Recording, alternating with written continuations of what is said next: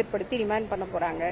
இந்த வழக்குல ரெண்டு விஷயம். நாங்க வழக்கறிஞர்களா இந்த வழக்குல யாரும் ஆஜராக போறது கிடையாது. புதுவை மாநிலத்தை சேர்ந்த எந்த வழக்கறிஞரும் ஆஜராக போறது கிடையாது.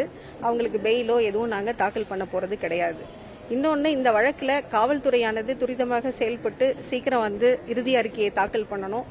அதே போல இது ஃபாஸ்ட் ட்ராக் நீதிமன்றம் தான். அங்க அந்த சட்டத்திட்டங்களுக்கு உட்பட்டு எவ்வளவு துரிதமாக இந்த வழக்கை நடத்தி முடிக்க முடியுமோ நடத்தி முடிச்சு தப்பு பண்ணவங்களுக்கு சரியான தண்டனை கிடைச்சு அந்த தண்டனையினோட தீவிரம் வேற யாரும் இந்த மாதிரி ஒரு தவறை பண்ணக்கூடாதுன்ற அளவுக்கு அந்த தண்டனை இருக்கணும் அப்படிங்கிறது வழக்கறிஞர்களாக, முக்கியமா ஒரு பெண் வழக்கறிஞர்களாக எங்களுடைய கோரிக்கை. இல்ல, இப்ப ரிமாண்டுக்கு கூட்டிட்டு வராங்க. அவங்கள இப்ப ரிமாண்ட் பண்ணுவாங்க. அது நீதிமன்ற செயல்பாடு. அதுல யாருமே நம்ம தலையிடவோ குறுக்கிடவோ நமக்கு அதிகாரம் கிடையாது. அதை நீ ரிமாண்ட் பண்ணாதானே வழக்கு சீக்கிரம் நடத்த முடியும். அதுக்கு நம்ம எதிர்ப்பு தெரிவிச்சு என்ன ஆக போகுது? குற்றவாளிகளை ரிமாண்ட் பண்ணி அவங்கள கஸ்டடிக்கு எடுத்தாதான் வழக்கு துரிதமா முடிக்க முடியும். அதுக்கான முழு ஒத்துழைப்பையும் நாங்க கொடுப்போம்.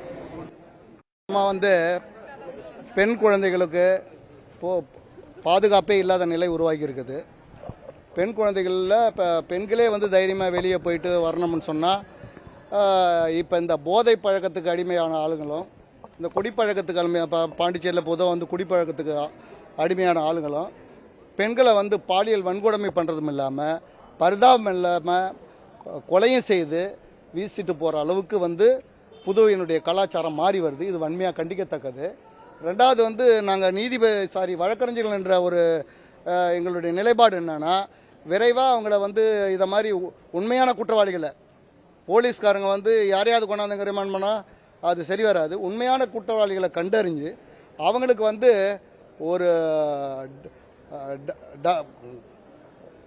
இரட்டை ஆயுள் தண்டனையும் மேக்சிமம் தூக்கில் போடுறதுக்கு அவங்களுக்கு. ஏன்னா ஒரு பெண்களை ஒரு பெண்களையோ இல்லை ஒரு மைனர் கேர்ள்ஸ், ஒரு வயதுக்கு 18 வயசுக்கு உட்பட்ட பெண்களையோ பாலியல் சீண்டல் பண்ணுறவன், இந்த மாதிரி மர்டர் பண்ணுறவன்லாம் மேக்சிமம் தண்டனை 2 லைஃப் இல்லை டெத் சென்டென்ஸ் தூக்கில் போடணும்.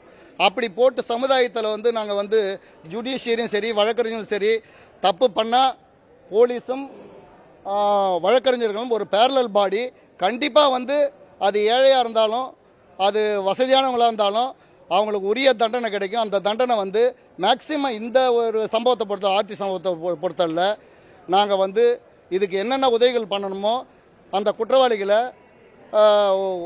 ஒரு தூக்கில் இடுற அளவுக்கு தண்டனை கொடுக்க சொல்லி இந்த வழக்கை நாங்கள் தீவிரமாக எடுத்து நடத்தி சொசைட்டியில் கோர்ட்டுன்னு ஒன்று இருக்குது, வழக்கறிஞர்களும் ஒன்று இருக்கிறாங்க, நீதி சரியாக இங்கே பரிபாலனம் செய்யப்படும் அப்படின்றத நாங்கள் உறுதி செய்வோம். அதுக்கு நாங்கள்லாம் இங்கே கூடி நிற்கிறதுக்கு ஒரு சின்ன ஒரு குழந்தைய, 9 வயசு குழந்தைய இந்த மாதிரி பாலியல் சீண்டல் பண்ணி இதை மாதிரி மனிதாபிமானமே இல்லாத கொலை பண்ணியிருக்கிறாங்க.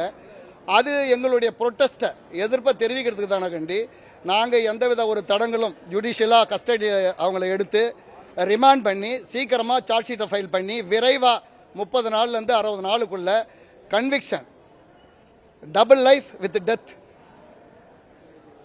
தூக்கில் போடுற அளவுக்கு ஒரு தண்டனையை வாங்கி கொடுக்கறதுக்கு ஒட்டுமொத்த 1180 வழக்கறிஞர்கள் நாங்கள் இருக்கிறோம். அதுக்கு என்ன உதவிகளோ நாங்கள் பண்ணுவோம்.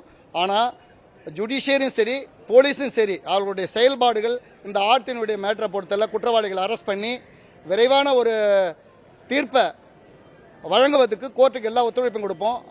இதனால் நாங்கள் ஒன்றா கூடி நிற்கிறோம். நாங்கள் ஒன்றா கூடி நிற்கிறது எங்களுடைய ஒரு குழந்தைக்கு இந்த மாதிரி நடந்திருக்கிறத எங்களுடைய எதிர்ப்பை பதிவு செய்கிறதுக்காக கண்டி ஜுடிஷியரியும் சரி போலீஸுக்கும் சரி நாங்கள் எந்த தடங்களும் உண்டு பண்ண மாட்டோம்.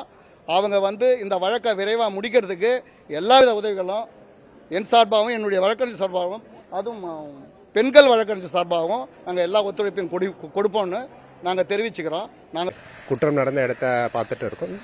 எஃப்எஸ்எல் டீம் கூட பண்ணிட்டு இருக்கோம். ஸோ மற்ற விஷயத்த இன்னும் இன்வெஸ்டிகேஷன் போக தான் சொல்லுங்கள். இல்லை, இப்போதைக்கான இதில் 2 பேரோட இன்வால்மெண்ட் தான் வந்திருக்கு.